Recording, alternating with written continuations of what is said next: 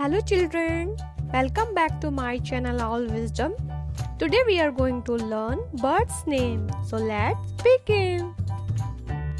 Kabutar, pigeon, tota, parrot, maina, koyal, cuckoo, बतख, duck, मुर्गा, cock, मोर, peacock, हंस, swan, उल्लू, owl, गौरैया, parrot, कौवा, crow,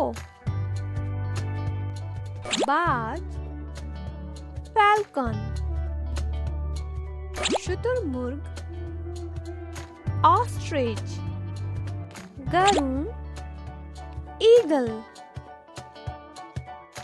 मुर्गी, hen, कठफोड़वा, woodpecker.